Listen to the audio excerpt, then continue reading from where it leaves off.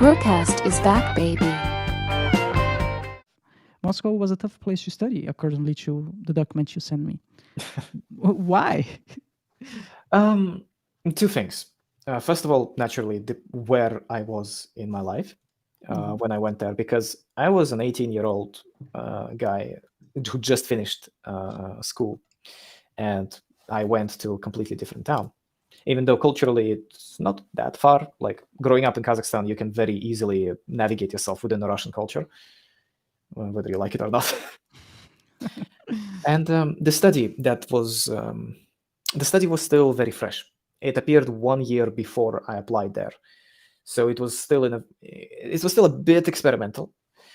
And because it was still a bit experimental, there were things like graphic design, which aren't really a part of game design, but they were merged together, so that if the whole game design thing is not going to work out, the students by the end of the program still have the graphic design skills to fall back on in life. So just the fact that this combination by itself created quite a bit of pressure. It's just a lot of stuff to learn, a lot of stuff to do. Then there was an element of competition in the post-Soviet space. I think that was the first bachelor's in game design that wasn't focused on just game programming. So there was quite a bit of competition there. You have people coming from all over Russia, from other republics. There was another Kazakh guy in there.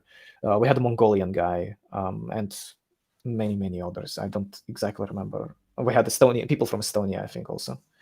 So when you have all those people who want to do game design, but there is no place to do game design back at home or anywhere close, and Europe is quite far away, and America is ridiculously expensive, all of those people went to Moscow. And all of those people had a chip on their shoulder. All of those people wanted to prove something. All of those people were going to work very hard. But why is that a problem? I mean, because we are compared at the end of every quarter, at least in the compared.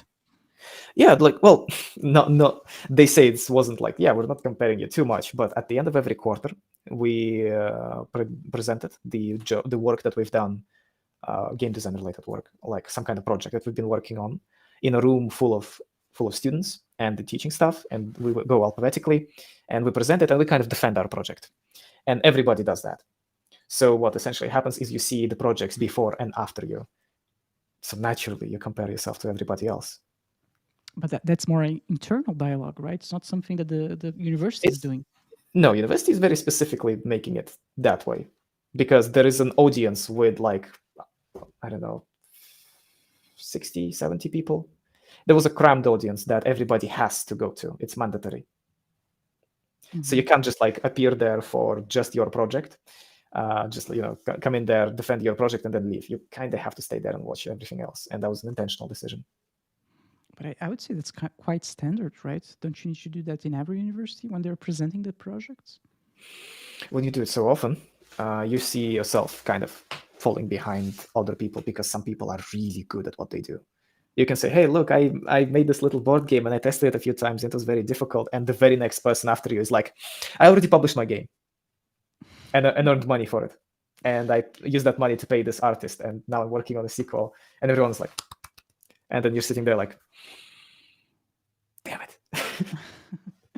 Okay, so during university, you clearly had those other teams that were pushing all the way and receiving more credits for right? Individual people. We didn't work in teams. What? Yeah, when you were making a game, you were have a separate we didn't have a separate department for programming. We didn't have separate design or separate art. We had everything at once. Sam, that's not how games are made. That's how indie games are made. And if you are tough enough to survive in the indie sector, you can find a way you can find an easier job in the studio. I understand this train of thought, but if you're an indie developer who do not know how to work in a group, you're dead. Well, that is something that they consider we can figure out on our own. Although maybe these days the program is different. Again, things have been shuffled and reshuffled and changed quite often back in those days. I think they are still being reshuffled every now and again. But it was a very fresh program. There was still like misunderstandings between the teaching staff that was game design and teaching staff that isn't game design. And it's a new university program. They still figure things out at the time. Makes sense. You told me that it was like the first time ever they were teaching that. Not the very first time, but the very first time was like a year before me. So Okay. Yeah, it makes sense. It's normal. So you moved to Moscow. So for how long did you study there in Moscow? 2 years.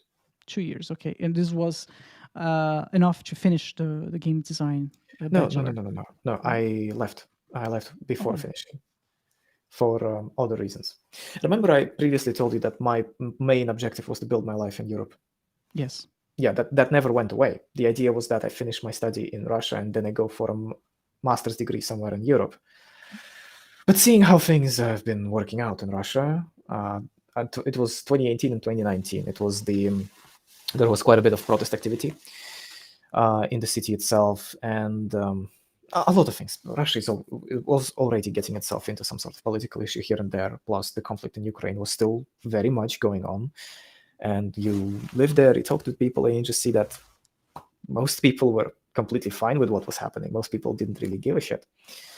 And then there was, I think the specific point when I decided that I need to go away was, I think Russians just opened fire on some places in Syria. I don't remember what exactly did they do, but it was bad enough for UN Security Council to convene after that. And I was becoming more and more politicized in Moscow because I was faced with all of those other people spewing opinions or propaganda, or just having other opinions, and it forced me to kind of ask myself, what do I believe in? What do I do? So naturally, I decided to actually watch that UN Security Council translation. And I just saw the Russians just blatantly denying truth, just clowning, and just openly lying to the rest of the world in the United Nations. And I just figured, along with a lot of other things, I'm like, this society is not healthy. I am not going to build my life here. I never planned to, but now I was like, I'm wasting my time here. And my parents also saw that, and specifically my mother has gotten consent. So it was a done deal. Watch full episodes of the BRUCAST on the main YouTube channel, youtube.com/@BrewFrasca.